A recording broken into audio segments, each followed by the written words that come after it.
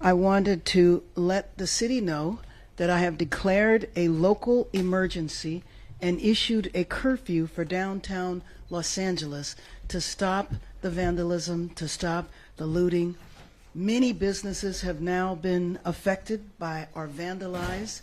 Last night there were 23 businesses that were looted, and I think that if you drive through downtown LA, the graffiti is everywhere and has caused significant damages to businesses and a number of properties.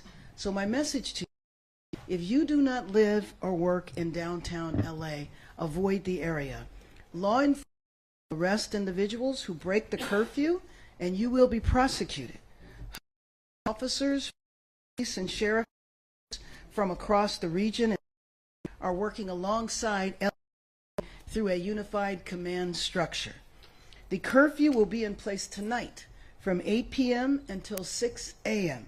I want to thank the governor for his partnership and especially thank our state and local and deputies, officers, and who are working tirelessly. So curfew guidance. Again, it will begin at 8 p.m. tonight and go until 6 a.m. tomorrow. I will consult with elected leaders and law enforcement officials tomorrow on the continuation of the curfew.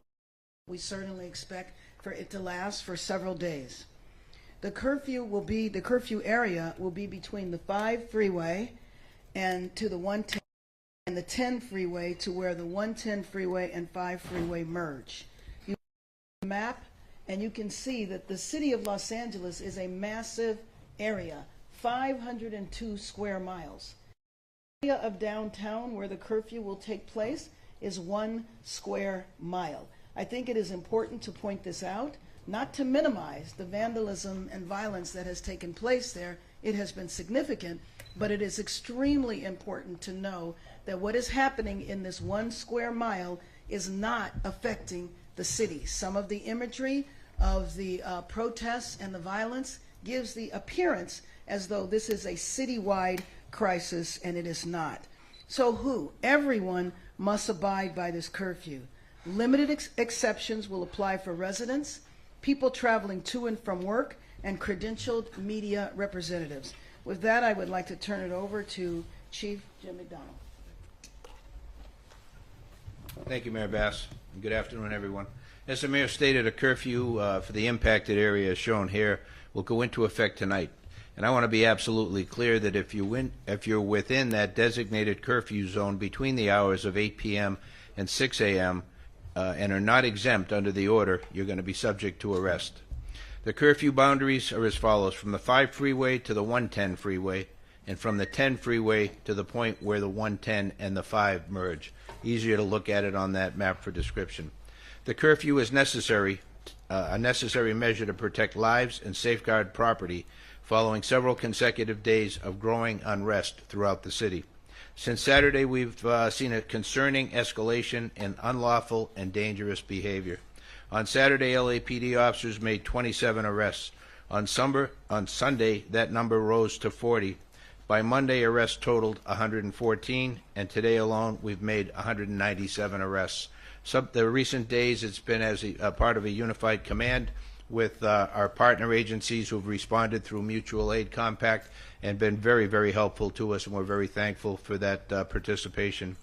Of those I mentioned for today, 130 were arrested near Commercial and Alameda. An additional 67 were taken into custody after unlawfully occupying the 101 freeway near Commercial Street. Our CHP partners were instrumental in that.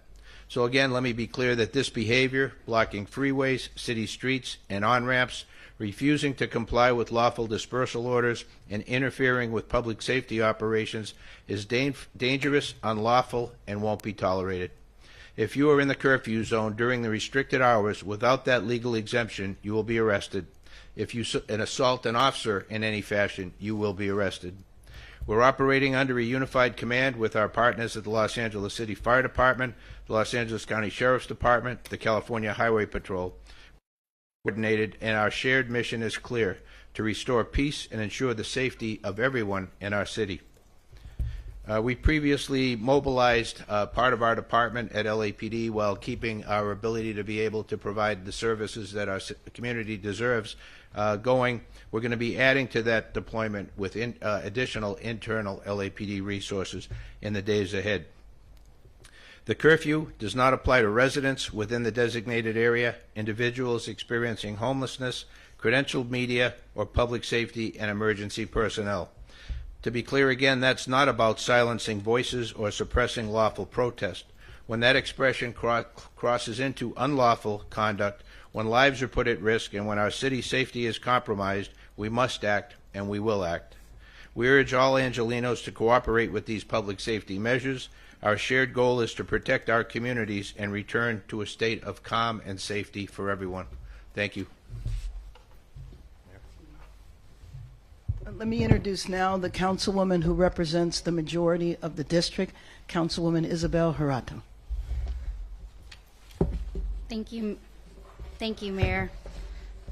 I'm here today not just as a council member who represents downtown LA, but as its advocate who deeply loves and believes in this community. The history of Los Angeles began right here in downtown, where 200 years later, the grouping of historic neighborhoods remains the beating heart of our city, a place with rich culture and deep community. Downtown LA is a place where workers clock in before sunrise and small business owners know their customers by name, where neighbors greet each other on the sidewalk, and where generations of families have built lives, shared stories, made memories together side by side. It's one of the most vibrant and resilient and hopeful parts of our city. But too often, downtown LA is treated like a backdrop for major events, not the living, breathing community it is. And right now, it's hurting. I am deeply proud that downtown has always been the place where Angelenos from all over the city gather to peacefully protest.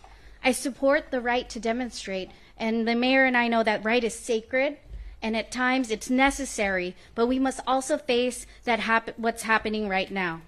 When these peaceful rallies end and the protesters head home, another element moves in: opportunists who come in under the cover of a peaceful protest to ravage and destroy. They are ruining local small businesses, smashing storefronts, and threatening the safety of the very community that has always welcomed people from across the city and globe. This isn't just broken glass or stolen goods, it's someone's livelihood, someone's safe space, someone's home that's been violated. And it's happening in a neighborhood where working class families are just trying to live. Our street vendors, our garment workers, many of whom are immigrants, continue to watch their communities be torn apart. And that's why I'm thankful the mayor for leveraging this tool, enacting a curfew to begin tonight. This has been something that many of my constituents in downtown have been calling for what they're facing.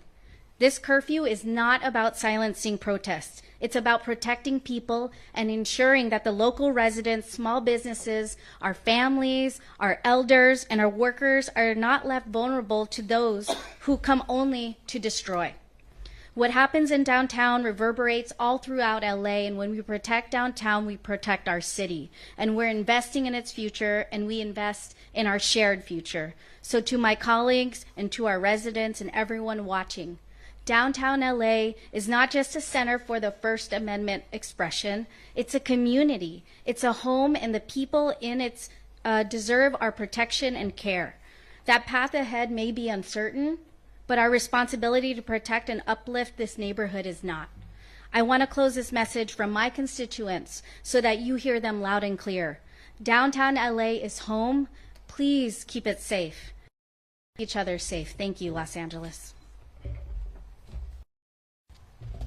Thank you very much, Councilwoman. I'd now like to introduce Nella McCosker, who is the CEO of the Central City Association.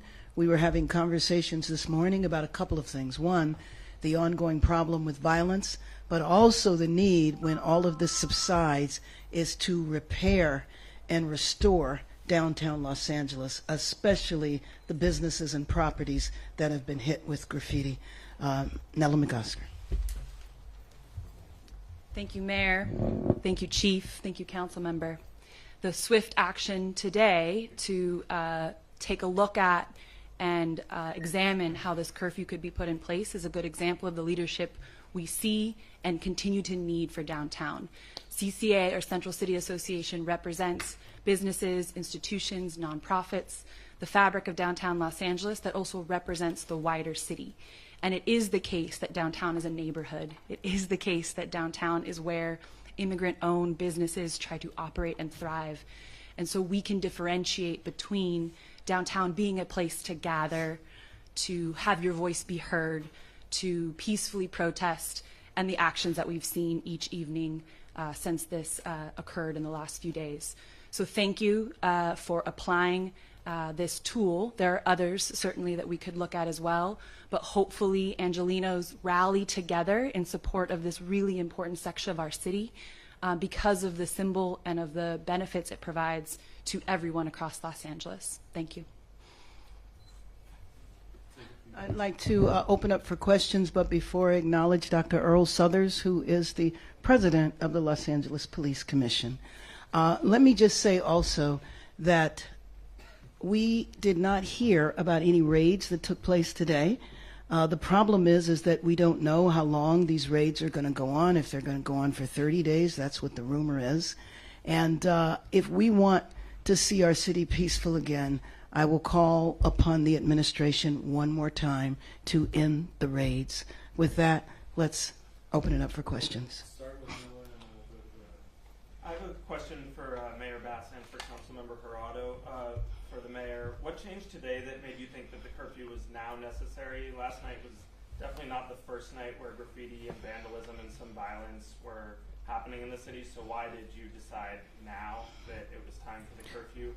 And for Councilmember Jurado, after you called certain elements opportunists, ravaging and destroying the community, one of your staffers was arrested downtown, and now there's a curfew in your district, and I was wondering if you could speak a little bit to that and how you're feeling about the situation with one of your staffers. Let me just say that a curfew has been in consideration for several days, but clearly after the violence that took place last night, 23 businesses looted, and just the extensive, widespread nature of the vandalism, we reached a tipping point and declared a state of emergency and called for the curfew.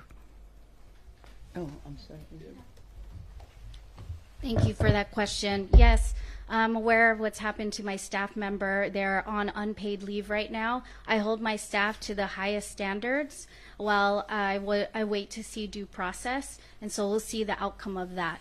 But I see that as separate and apart from a reaction to what our constituents want in the city and how this type of opportunism has escalated between yesterday and the day before. And, you know, frankly, I admit my humility here and my beginnerness in that I'm new to downtown, but our downtown stakeholders have seen this multiple times over and had to basically develop their own strategies. And they saw the warning signs of how this could get worse. And they knew from past experiences that curfews have been ways in order to stem this and to calm the city once again. And it's but one tool that we can execute at this time. Yeah, Mayor Bass, I know that you were referencing that there have been 23 businesses that have now been damaged, broken into, looted. Looking at videos of the Apple Store and Adidas.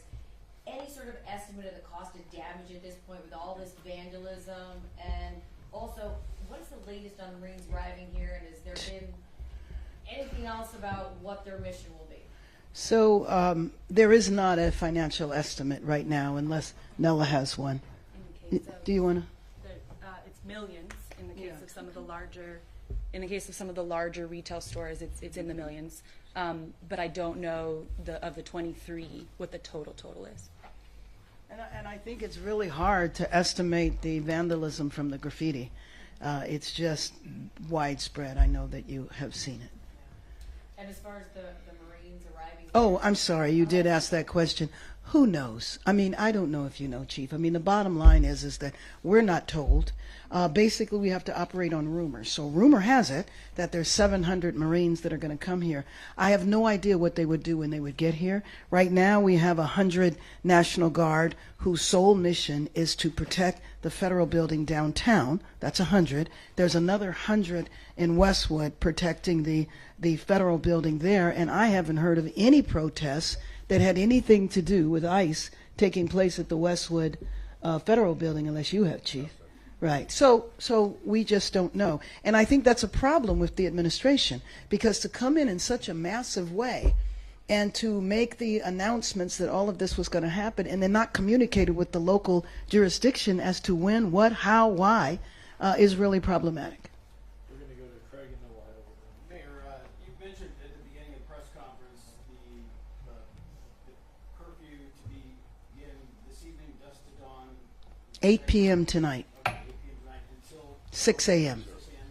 Last time we had a curfew like that was under Mayor Bradley. I think it was 3 days. Are you taking this day by day at this point? Was one question. Then as a second one, when do you plan on reaching out to Donald Trump, President Trump? You said you want to talk with him, that you will reach out. Actually, I started that reach out today, so we will see what happens. I will keep you posted. Can you update us on the parameters of the curfew area? I just want to make sure people heard that. Yes, and it's the map that is right there. So it basically is all of downtown Los Angeles. But, you know, in L.A., we identify by our freeways.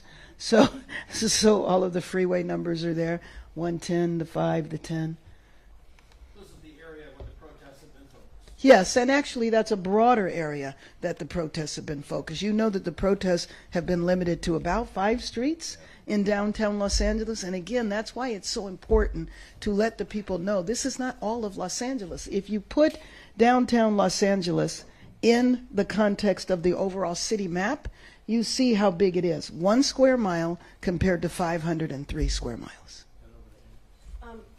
Mayor, in terms of what the federal authorities are doing, I know you're saying they're not telling you when they're going to be doing these various raids.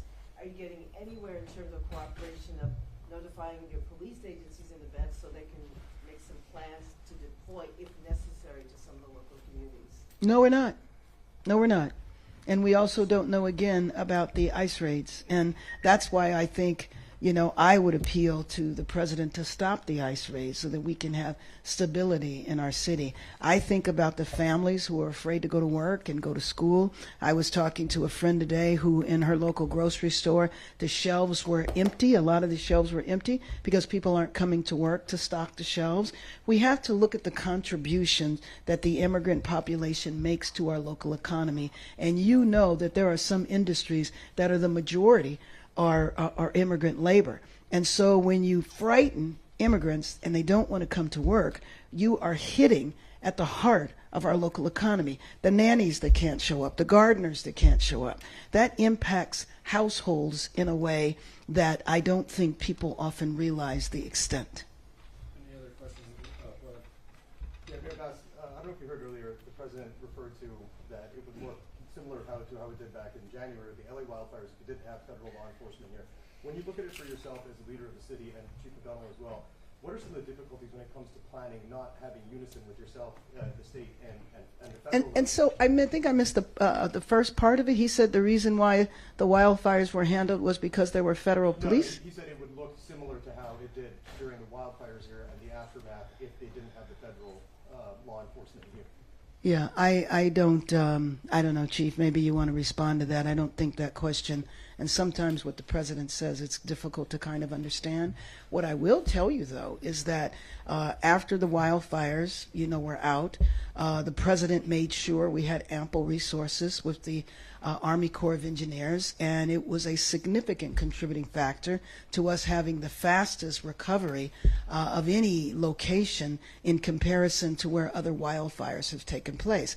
It contributed to the fact that in the Palisades now we have over 2,700 lots that are clear where people can be rebuilding now. I was at a property a couple of weeks ago where the frame of the house is already up. This, to me, is drastically different. That was in complete cooperation and coordination with the federal government. Right now, we are in the dark. We don't know when things are going to happen. One thing we're sure about, and I think the the chief would agree with me, is that we have the capacity to address this situation here, and we don't need armies or National Guard, especially that we didn't even ask for. And the idea that the president took the power away from the governor to do this it was really just unacceptable. But Chief, did you want to, if you want to? Thank you. To that issue, we have a protocol in place that we use, and when we are dealing with something like this where it takes resources away from our regular patrol duties and ability to provide the service we do, we mobilize the department, and so that brings in people from vacation and days off and allows us to use them. We've mobilized the Office of Operations, the biggest part of the department, and our motor officers. We're looking to expand that with additional officers from within. We requested through the Sheriff mutual aid, which then is coordinated by the Office of Emergency Management in the state, Emergency Services, with the Sheriff, and they bring in then surrounding communities and in this case counties to be able to help supplement our resources to deal with the issues at hand. They are tremendous partners. We've worked very closely together for the past couple of days now, and I think we have seen a significant improvement in things, and we will continue to watch for that as we move forward. We're hopeful with this curfew that'll give us additional tool as well to be able to bring this chapter to a close. When we heard from you this weekend, you mentioned officers being overwhelmed and you needing to get into a position where you could make large-scale arrests, and that you were considering, that you said it was really too early to determine whether or not the National Guard was necessary on the city streets. Given what you just said, have you reevaluated the potential need for the National Guard? Yeah, and the I guess the sequence would be, as I mentioned, we request mutual aid, our partner agencies from throughout, in this case, the 7-county area. The next step, then, if we weren't able to handle the issue, is to request through the sheriff to the governor and the emergency OES at the state National Guard to be deployed. We are nowhere near that in this environment. We believe we can do what we need to do with the resources that we now have access to. And I think we've seen a dramatic increase in arrests over the last couple of days. I believe that will continue, and that will help bring some order to what we've seen in the past few days. So, no. Hey, Chief, what does it mean? I'm seeing where the Emergency Operations Center at level 2 activation. What does that mean to the people of LA to know we're at level 2? Yeah, there's anybody want to? Yeah, go ahead. Probably more specifically, Chief Choi. Chief Chow, that's okay. Blake Chow from Office of Special Operations. So just like our Department of Operations Center across the hall, when we get into a emergency that needs to be managed, the EOC can be pushed up to a level 2, and that means all the other city departments that work for the mayor come in and have a rep here, and we're able to coordinate city response to anything that's going on within the city. That's what level 2 is. Let me also just add to your question that you were asking. You know, now that the president has taken over authority of the National Guard, Chief, when you were describing the way it should go, now that has been disrupted. And I think that that's important. I know one of the things that the chief said that we're going to focus on is trying to gather as many local resources as possible, and that includes Los Angeles police officers and trying to bolster the officers that will be stationed downtown, because downtown is where the crisis is right now. Yes, any other questions? All right, thank you very much. Thank you.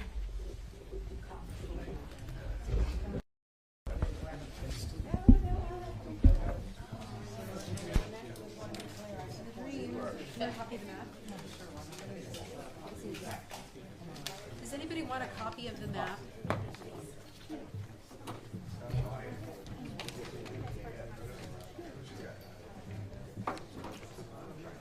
Move quicker here.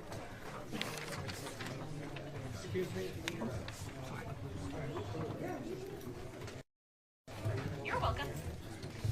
Of course. If there's anything else you need, just let me know. Excuse me.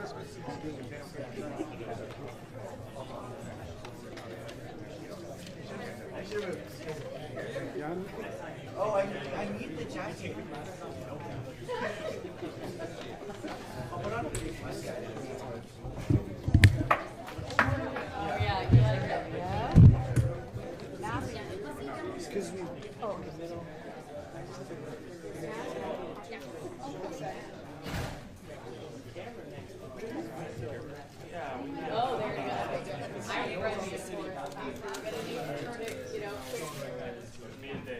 And Julia.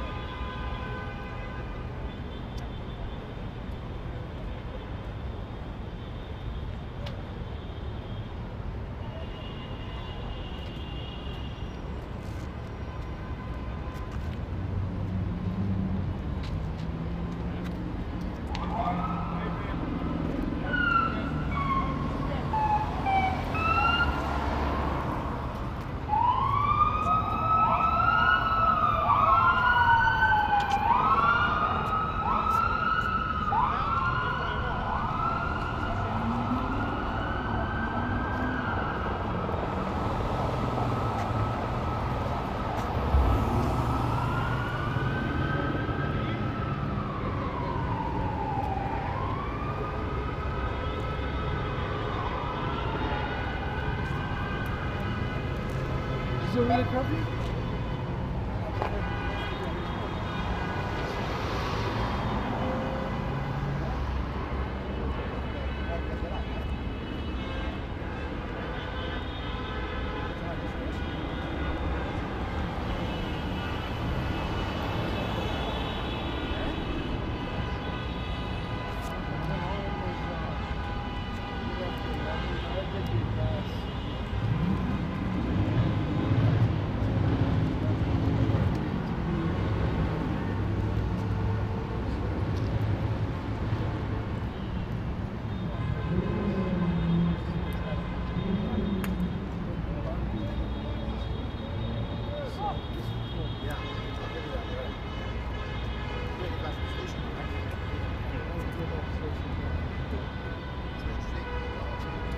Trying to go quick.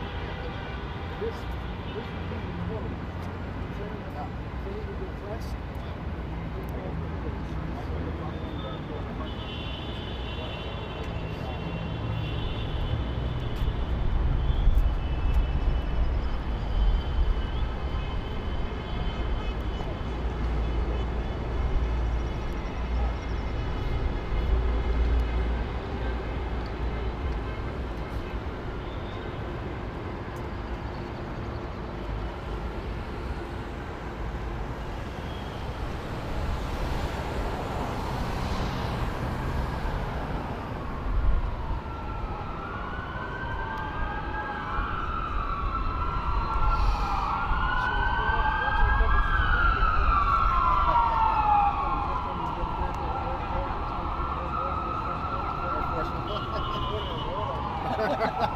Plus the distraction. Hey man, I use a comfortable shoes, man. These are like these are like second. Yeah, they're nice. So I see the two. So you could be a free to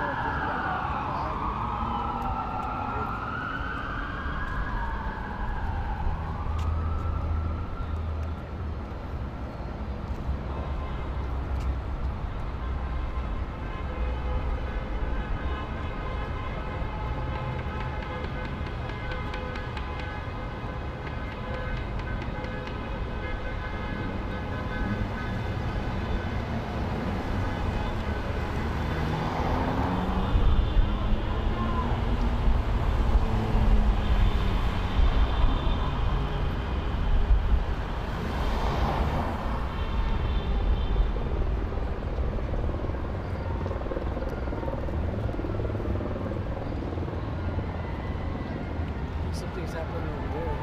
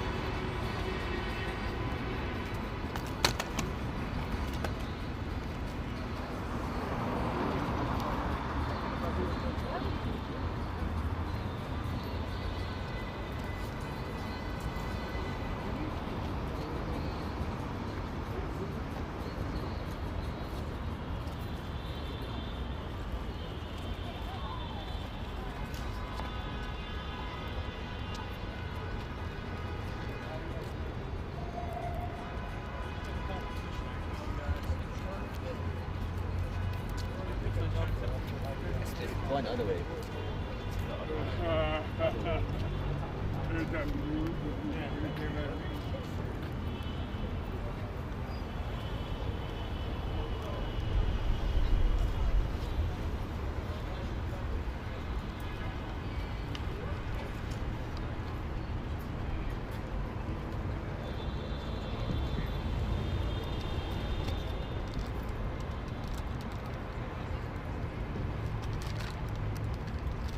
Am I getting in your picture? Ah, Jesus, I could have moved.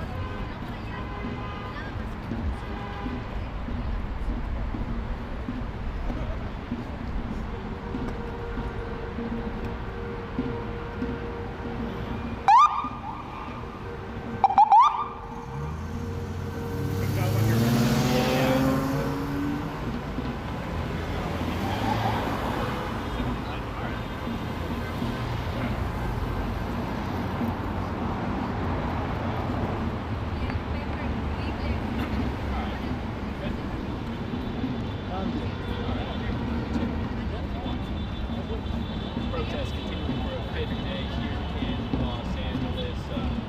We did see more peaceful protests in the downtown area as the afternoon. We did see Personal. I was in McMillan, Texas. I saw those children when they were being reunited with their parents, the toddlers. They went to see their mothers and their fathers came to talk to them, and the kids were in shock because they didn't know what to do. The trauma that those kids experienced then will be trauma that will carry them throughout their lives. And the fear that is happening now, if your mother, if your father, if your brother, if your spouse was detained, that fear of not being able to find them, not knowing where they're going, not knowing if they're going to another country, maybe a country that they are completely unfamiliar with, this should not be the policy of our nation. I'd like to ask you to join me in a prayer. Eternal God, in these days of great challenge for our city, state, and country, we turn to you for guidance and strength. You are our present help in the time of trouble. We pray for our city and neighboring cities as we face an unprecedented moment to obey the law of the land while protecting the lives of Angelenos who seek to earn an honest living, educate and care for their young, and live in peace and freedom. A city of many peoples is our Los Angeles. Many religions, traditions, from many places, many languages and backgrounds to live together, a marvelous mosaic where even our differences are part of our strength. We value the worth and dignity of every person. May we recognize in Los Angeles this evening that it is our refusal to give in to violence and retaliation. And with that, we will stick together. We will not allow anyone to divide us. We will fight for all Angelenos, regardless of when they came here, where they were from, or how they got here. Thank you very much.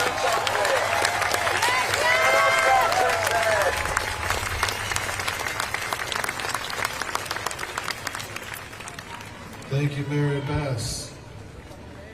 We will now. Okay, so you heard there from Mayor Bass leading this crowd in prayer, asking them for the prayers of the families who, in her words, are living in fear, afraid to go to school and appointments and work, saying they should not do that. And again, reiterating her call for an end to the raids. This is a crowd here. Something's happening behind me, I'm not quite sure, but this is a crowd here again that say they are here to promote nonviolence, and they are hoping for nonviolence and peace on the streets even as these protests continue.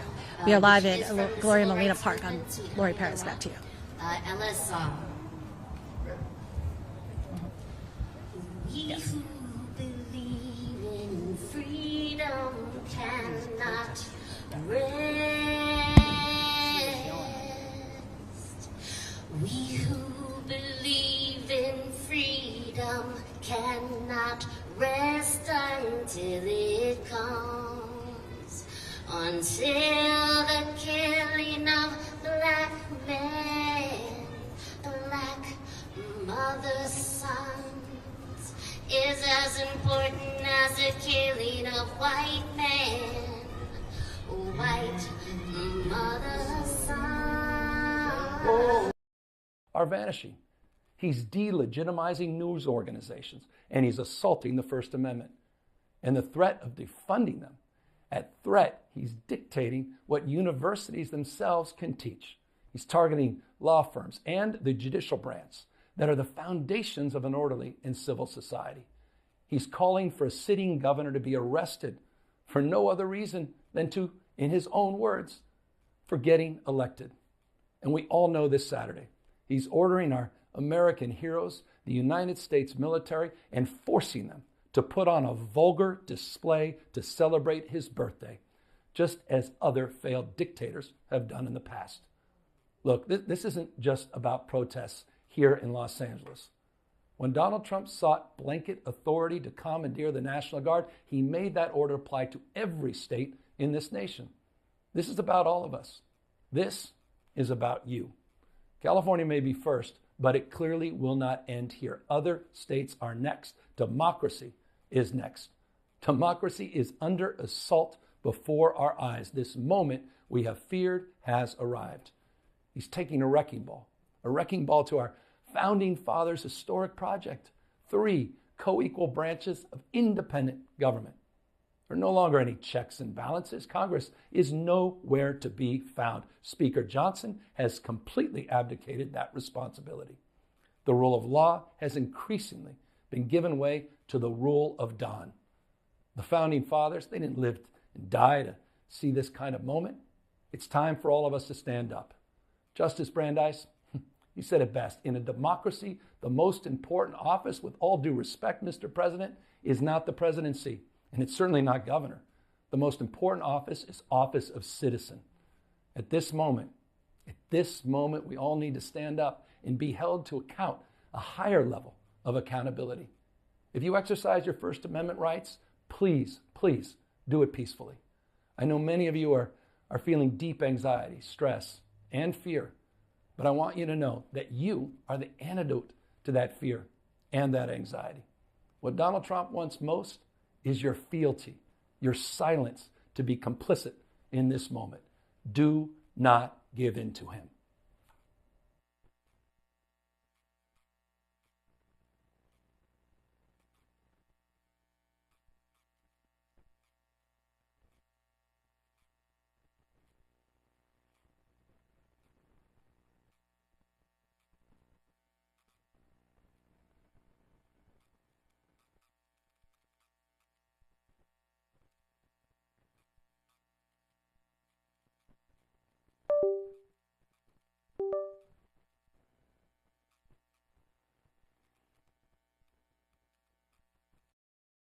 Breathe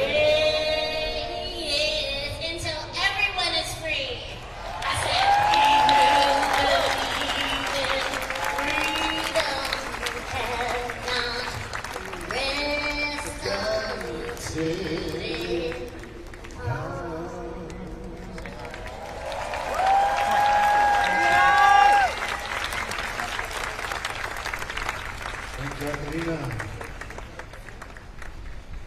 Our next speaker comes to us from the Sikh community. Revolutionary Love Voice. I invite here to the stage Valerie Kaur.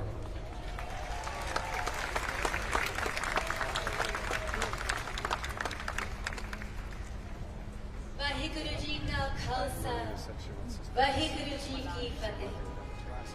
The beloved community belongs to divine oneness. In that oneness, all become victory. I am the daughter of Punjabi Sikh farmers who made California home 112 years ago. And Los Angeles has been my home for the last 21 years. When I was a little girl, my grandfather taught me the story of my ancestors in the Sikh tradition, how they overcame authoritarian regimes that tried to annihilate them. They became Sant Sipahi, sage warriors. The sage sees through the eyes of love. The warrior puts that love into action. We have all become sage warriors now.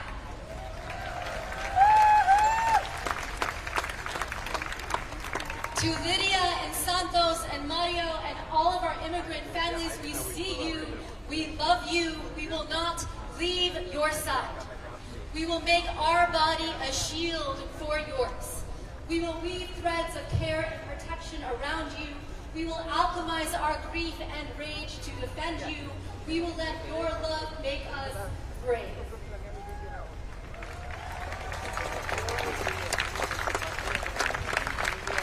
Revolutionary love is the choice to see no stranger, to leave no one outside of our circle of care.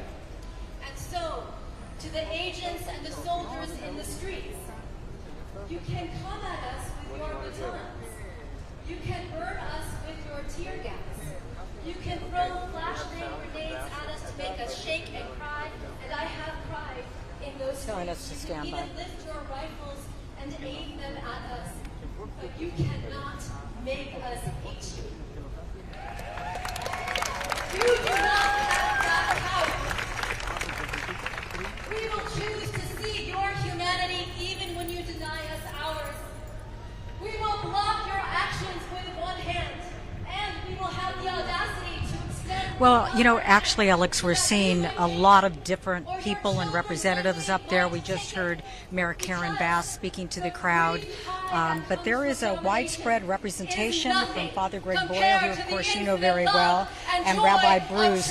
And then there are people from Churla, which represents immigrants' rights, giving passionate speeches about the role of immigrants in this country and the need to protect them. A lot of people outraged by the ICE raids here, trying to get people to lower the rhetoric so that if they want to go out and demonstrate, to do it peacefully, but not get engaged in the lawlessness that we've seen over the last couple of days. But I can tell you that there are about 400 people here. They look to be of all ages and backgrounds, and they seem enthusiastic about the message that's being heard here today. I know that we've been talking a lot about some of the things that have occurred over the last couple of days, and I was out there on the streets yesterday. I was struck by the fact that after I did my live shot with you, Alex, I walked 6 blocks over and people were hand in hand out on a date, going to the taco truck. So it's important to note that the things that have gone awry here, it is a very small area. The largest number of people want to demonstrate peacefully, they want to get their message out peacefully, and they're not engaged in those other activities. But right here today, we're hearing speeches, we're hearing music, and eventually there will be a procession. I don't know exactly where they will go, but they're saying that they want to get the word out, that it's very important to stick together and to get the messaging out there in a peaceful, loving way. That's the latest here from Gloria Molina Park, right across from City Hall. I'm Laura Diaz reporting live. Sending it back to you, Alex. We will be brave with our love. We will build a bigger we, and our love, our revolutionary love, will birth the world to come. No, I haven't heard anybody mention it. I think it's going to be hard to enforce, to be really honest with you. As you know, I own a home in downtown LA. People come to downtown to enjoy the nightlife. That's why they come here. But maybe they figured out a way to make it happen, but I don't think it's going to be that easy to enforce. A lot of the things that people need to do to ensure their safety, they need to take personal responsibility. That includes what they're doing with their own lives, but also about where they want to be at night and who they're going to take their, young child. But really here, the vibe right now is very peaceful, and it's hopeful, and it's uplifting, and it's in sharp contrast to some of what I saw last night.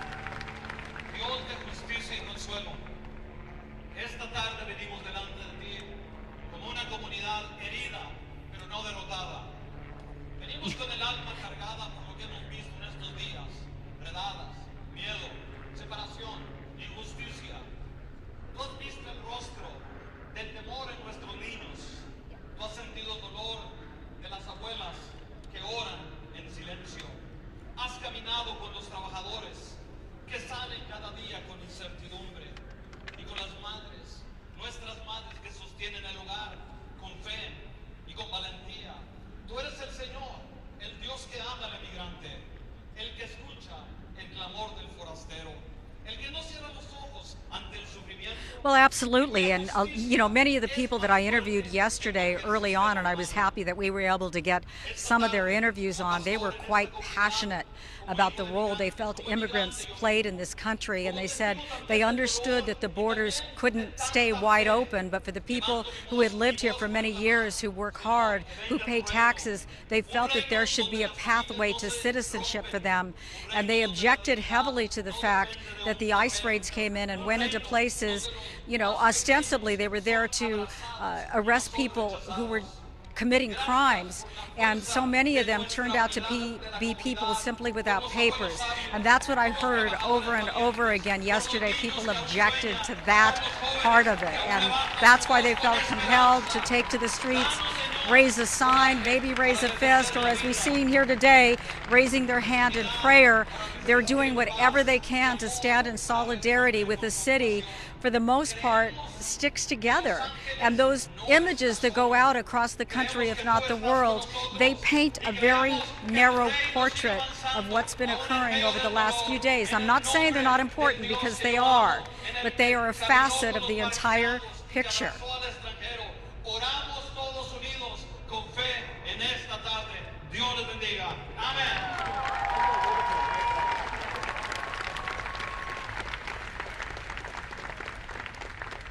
Calienten su amor, calienten su amor. It is good when we are asked to stand with others. It is good when others stand with us. We wanted to recognize a few other elected officials who have shown up today, just to recognize their presence, their support, their prayer with us here this evening. I'd like to recognize LA Councilmember Ulysses Hernandez.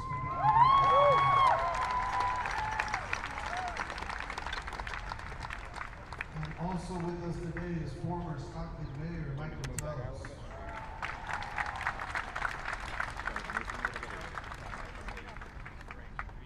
Oh, and Supervisor Holly Mitchell is with us as well. Thank you very much.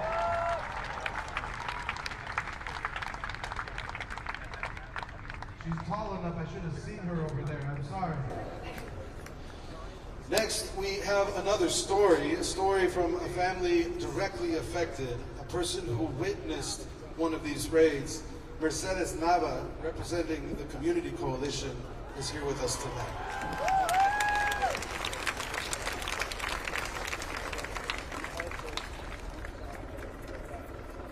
Hola, buenas tardes. Mi nombre es Mercedes Nava y soy una miembro de Quality Commission.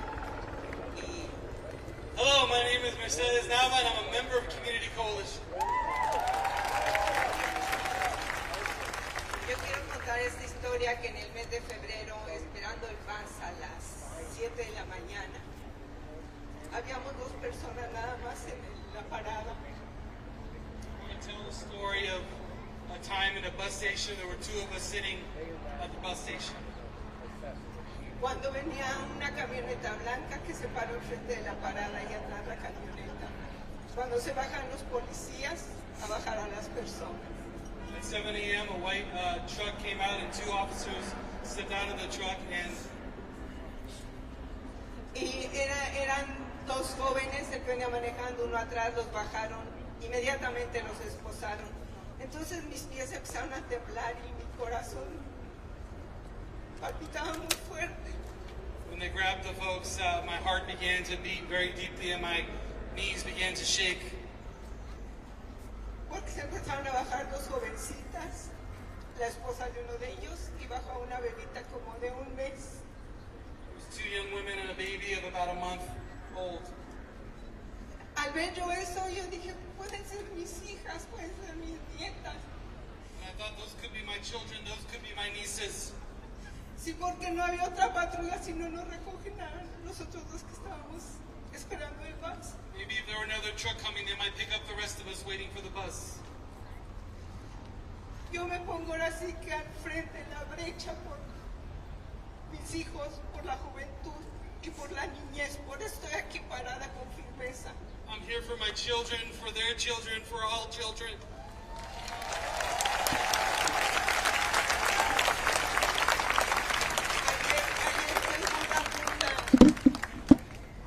I probably should just donde yo me get some reúno con MOS. ellos. I went to a meeting yesterday where we get together. Yo les dije que fuéramos valientes. I told them that we will be brave.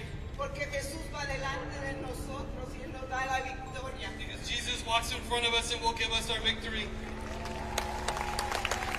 Y tomemos el estandarte. ¿Cuál estandarte? Como padres, como abuelos. Si estamos preocupados, si estamos tensos, pero que nuestros hijos no nos vean cobardes, sino que nos vean valientes. Yes, we are parents and grandparents, but our children will not see us as cowards. They will see us as brave.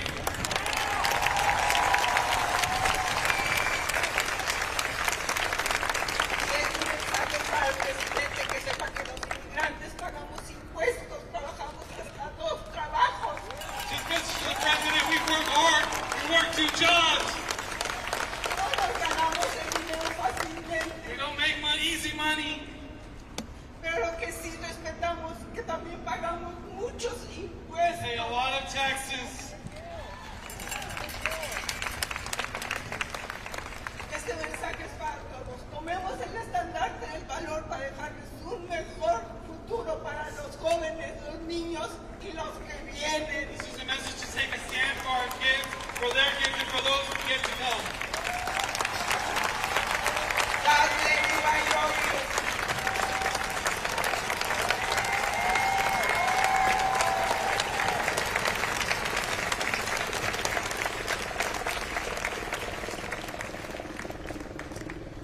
wait till the Our end? next or- speaker is one of the more powerful women and mothers that I've ever met in my life. I welcome here to the stage Reverend Rajuma Smith.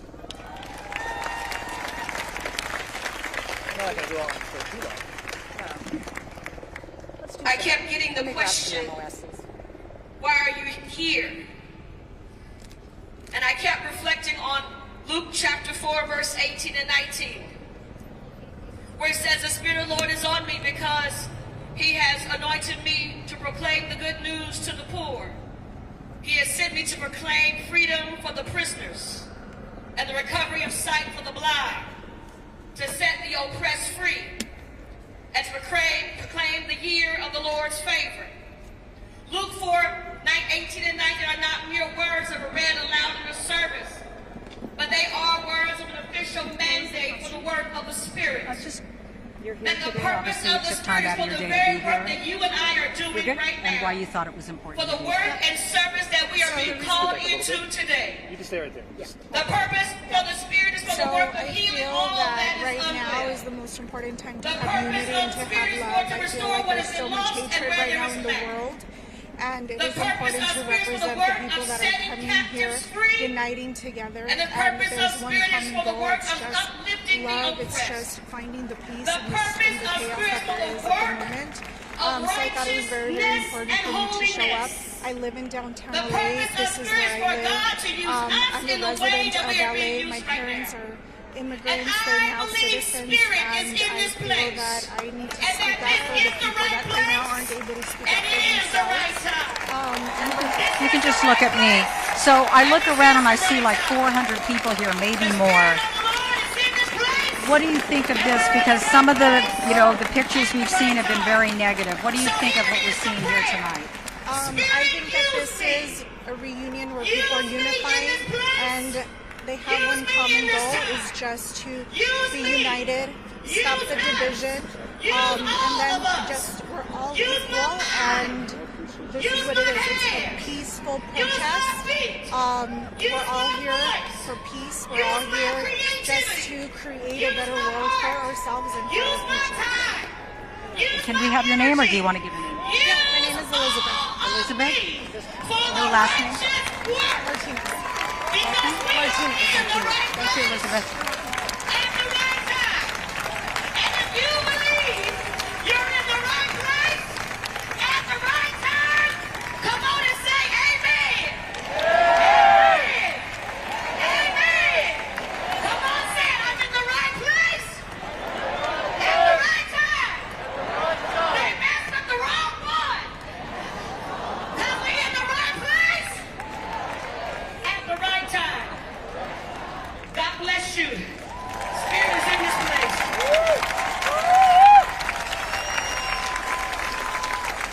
Let's give it up one more time, Reverend Rajuma.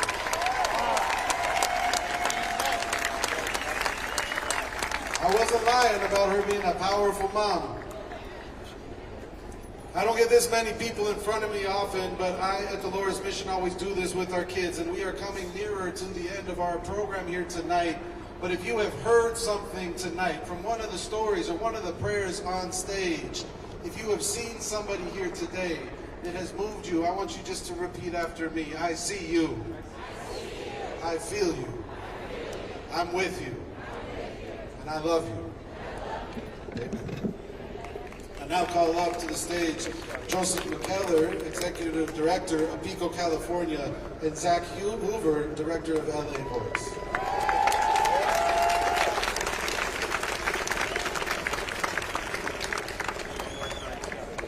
Repeat after me. Say, I believe. I believe that we. I believe that we will win. I believe that we will win. I believe that we will win. I believe that we will win. I believe that we will win. I believe that we will win. I believe that we will win. I believe that we will win. I believe that we will win. I believe that we will win. I believe that we will win. I believe that we will win. Give yourselves a round of applause, everybody.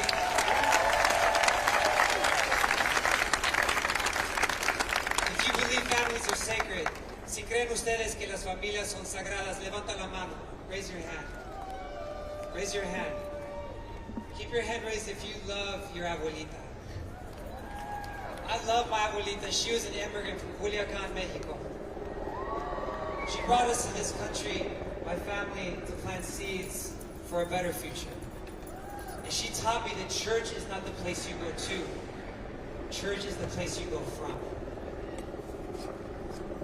We want to commit ourselves and we want to invite you to join us, making the church the place we go from, every Wednesday in the month of June. Every Wednesday in the month of June, we are going to have a Caminata por la Familia, a walk for our families, a walk for family unity. We're going to have it beginning at La Placita to City Hall every Wednesday in the month of June from 6 to 7 o'clock. So we want to invite you next Wednesday. Put this on your calendar. Put it in your phone. Wednesday, June 18th at 6 o'clock, be at La Placita. And be a sign of hope and faith that we will win. Reverend Zach.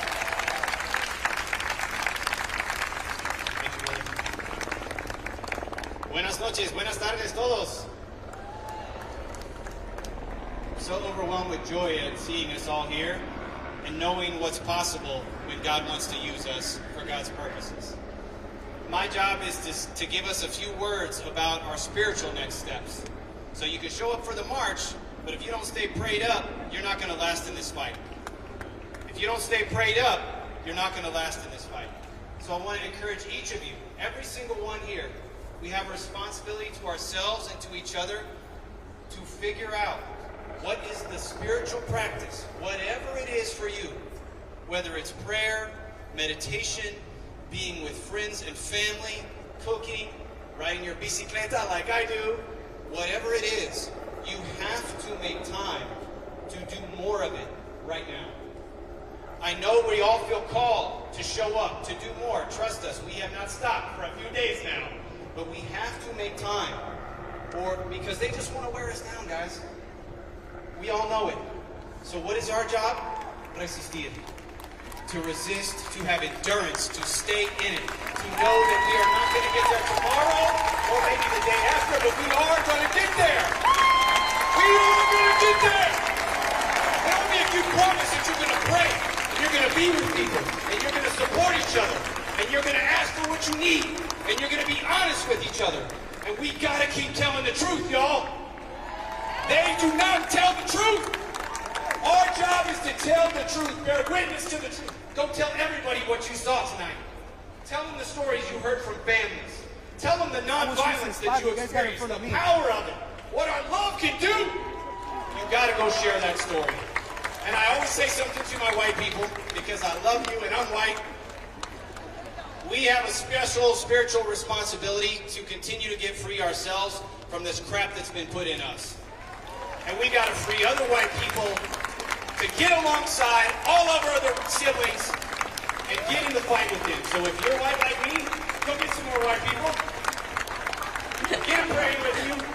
Bring them to something they can come to and take them where they're at, not from where you want them to be. Okay, can we do this, y'all? Can we do this, y'all?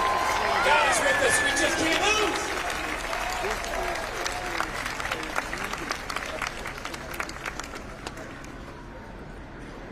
So I thank you all for being here this evening. We will have a closing prayer at this moment and then a few more logistical instructions and some more song and singing, because that song fills our hearts and souls to do the spiritual work that Reverend Zach is just calling us to. And so for our closing prayer this evening, I invite Bishop Taylor forward.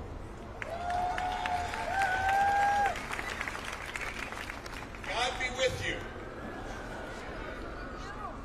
Oremos. Holy God, Ice-T said it best.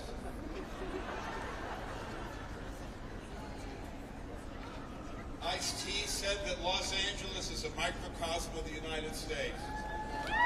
If LA falls, the country falls. Yeah. So we're here tonight to lift up our city on a cloud of prayer. Multicultural, polylingual, pluralistic. Los Angeles is America the beautiful, the most American city of them all, and by your grace, it will not fall.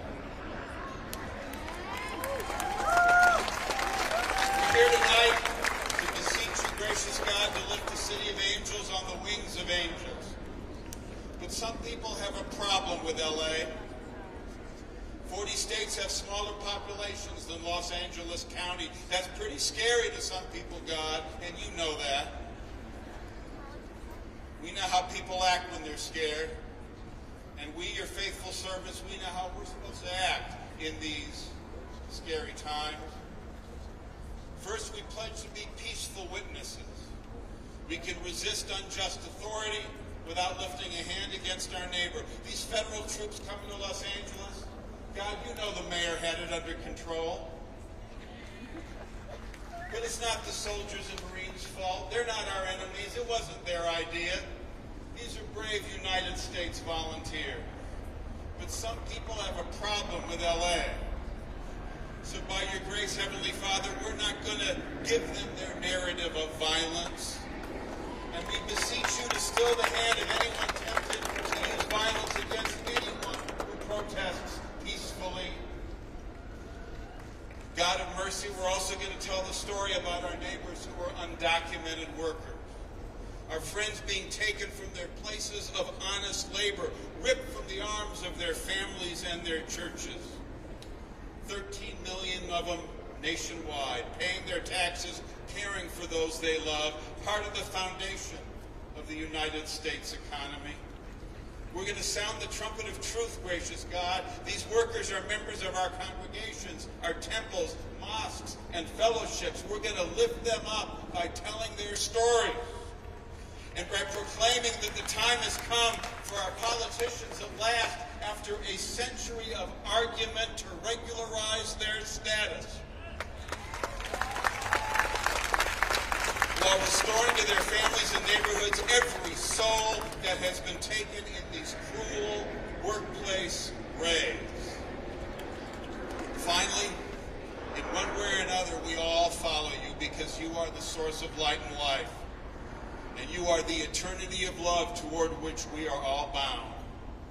When our politics reward cruelty, we will lift up love. When people talk about the separation of church and state, we're just going to get out the Bill of Rights. We're going to point to the First Amendment and proclaim that there shall be no separation of church and state until powers and principalities, kings and presidents obey the divine law of love. By your grace, gracious God, Los Angeles will not fall. Los Angeles will rise, and by its example, Los Angeles will help draw this whole land closer and closer to the gates of your kingdom of justice and love. And the people say, Amen.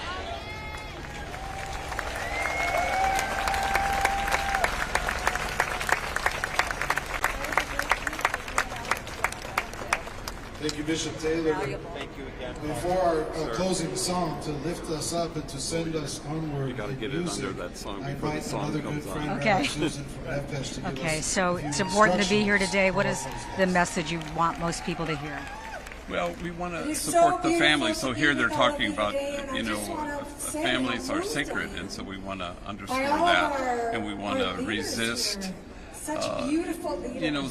the lies really about Los Angeles that somehow the chaos requires National Guard and the Marines, which of course is not true.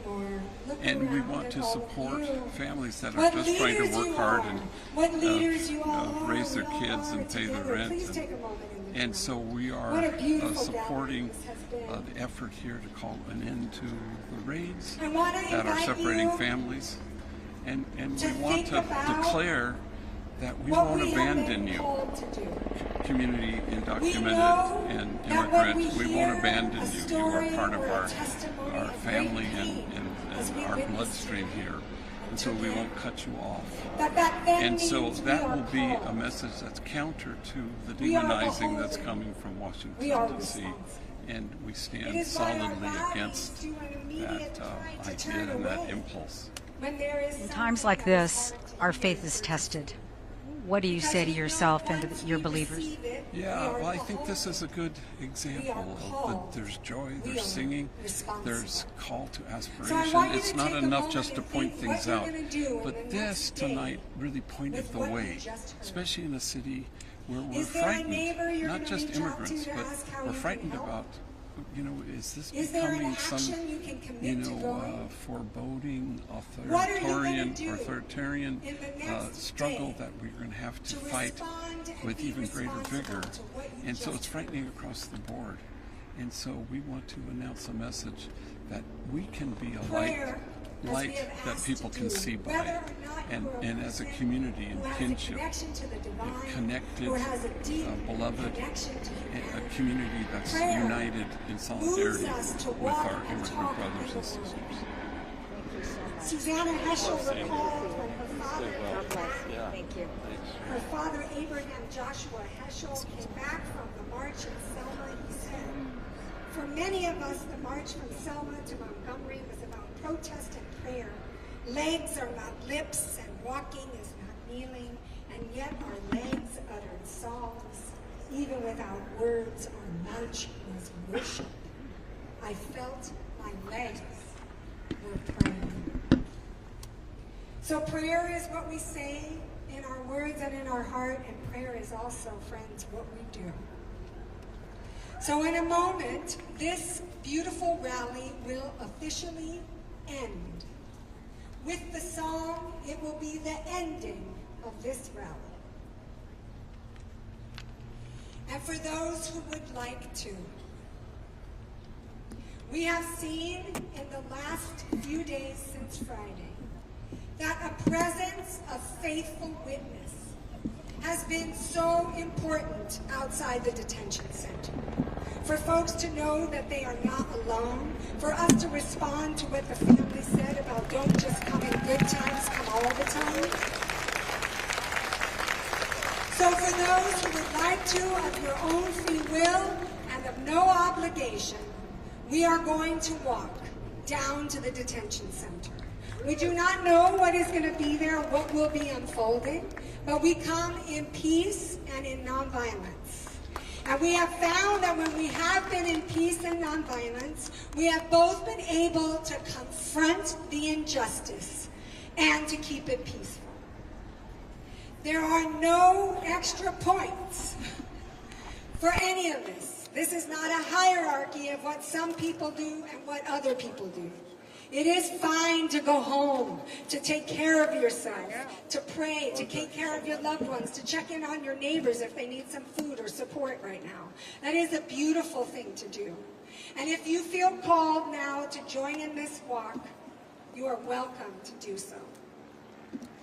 May we all be filled with love and compassion.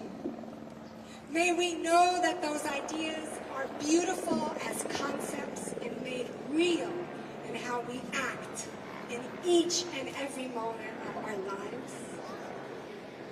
Let us move Los Angeles. Let us move Los Angeles. Let's take care of each other. Let us get our families back and let's send a clear message. We don't need the military here. This is our city.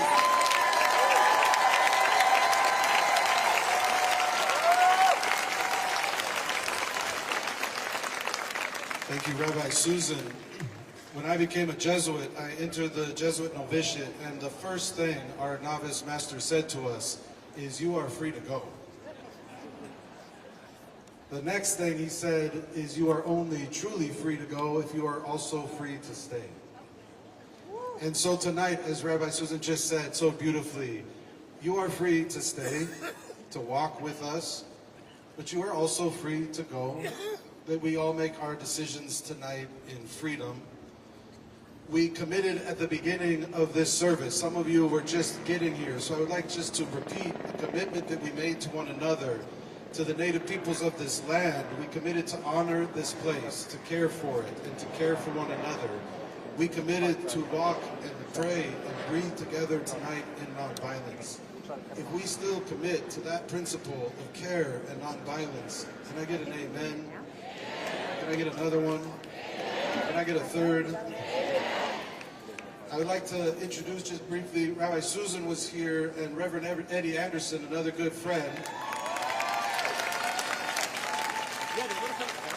who has walked many of these miles, who know these streets better than anybody I know, who will help guide our clergy religious leaders. The religious leaders here on stage will lead this Caminata por la Paz, will lead this walk down Temple Street to the federal building on Los Angeles, I believe is where we're headed. We will walk there in peace. We can walk there in song. I ask everyone please to allow these two banners that we have here on stage, which say what we want to say. Families are sacred. Repeat that, please. Families are sacred. Familia es sagrada.